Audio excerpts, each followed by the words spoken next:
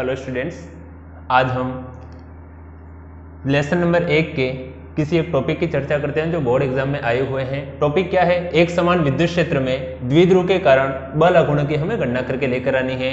एक समान विद्युत क्षेत्र है और उसमें एक विद्युत द्विध्रुव की व्यवस्था है। विद्युत द्विध्रुव का अर्थ क्या होता है? आवेशों का परिमाण एक समान होना चाहिए, Q और Q, उनके मध्य की दूरी जो है वो बहुत कम रहनी चाहिए और विपरीत प्रकृति के आवेश रहने चाहिए। एक -Q चार्ज है, एक +Q चार्ज है। ऐसे किसी विद्युत द्विध्रुव को अगर एक समान विद्युत क्षेत्र में रख देते हैं तो उत्पन्न बल अगुण कितना होगा उसकी हमको गणना करके लेकर आनी है। जैसे हम यहाँ पर प्लस प्लेट लगाएं, यहाँ पर यदि हम माइनस प्लेट लगाएं और मध्य में इस मार्कर के प्रकार का यदि हम विद्युत द्विध्रुव की परिकल्पना करते हैं, यहाँ पर जो ब्लैक बॉटम आपको दिख रहा होगा इसको -Q चार्ज माने, व्हाइट बॉटम आपको दिख रहा होगा इसको +Q चार्ज माने, और टोटल जो डिस्टेंस है वो कितनी लेकर चलनी है? 2a लेकर चलनी है। हमने बताया है यहाँ पर प्लस प्लेट है तो यहाँ पर रखने वाला -Q चार्ज इससे आकर्षित होगा।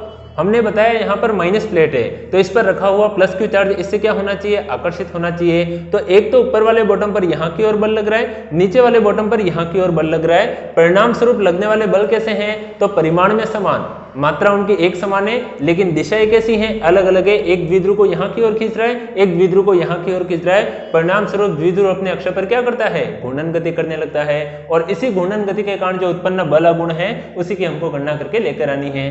कैसे निकाले बल अगुण? तो बल अगुण टॉर्क को निकालने का सूत्र होता है कि किसी एक आवेश पर बल का परिमाण इनटू दोनों जो बल लग रहे हैं उन बलों की क्रिया रेखाओं के मध्य की लंबवत दूरी। क्रिया रेखा का मतलब एक यहाँ की ओर बल लग रहा है, एक यहाँ की ओर लग रहा है, इनके मध्य की लंबवत दूरी B से लेकर C ली जाएगी, न कि B से लेकर A ली जाएगी। हाँ, यदि तिर्यक दूरी बोला होता तो जरूर A से लेकर B लेते, लेकिन कौन सी दूरी बोला है? लंबवत दूरी, इसलिए B से लेकर किसका प्रयोग किया जाएगा? C का। देखें, बल अगुण टॉर्क को लिखने का तरीका होगा किसी एक आवेश पर बल का परिमाण किससे लिखा जाए? F से, इनटू दोनों बलों के मध्य की लंबवत दूरी कितनी है? B से लेकर C, तो यहाँ पर कितना निकल कर आएगा? B से निकल कर आएगा।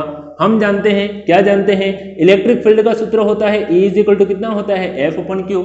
यहाँ से F का फॉर्मूला निकालना है तो कितना लिखा जा सकता है? इसके बटे में कुछ नहीं है, मतलब एक। F का गुणा 1 के साथ में कराओगे तो कितना उत्तर आएगा? F। Q का गुणा E के साथ में कराएंगे तो कितना उत्तर आ जाएगा? QE। साथ ही साथ में चित्र में क्या दिखाया गया है? तो हमारे पास में BC का जो मान है वो कितना लिखा हुआ है? 2a sin of theta. कितना मान लिखा हुआ है?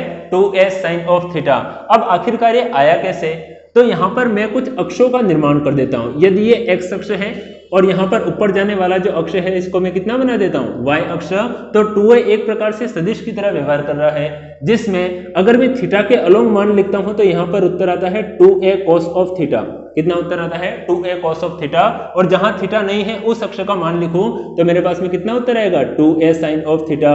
और हम ध्यान से देख सकते हैं कि भुजा B से लेकर C का जो मान है वह y अक्ष के समांतर है, तो जितना मान y अक्ष का होगा 2a sin थीटा उतना की उतना मान किसका होगा? BC का मान होगा। तो हमारे पास में BC का मान कितना लिखा हुआ है? 2a sin theta.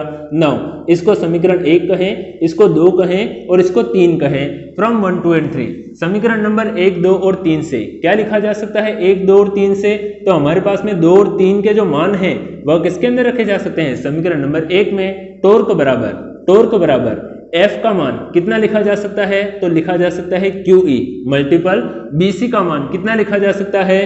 तो 2a sin of थीटा। कितना लिखा जा सकता है? 2a sin of theta.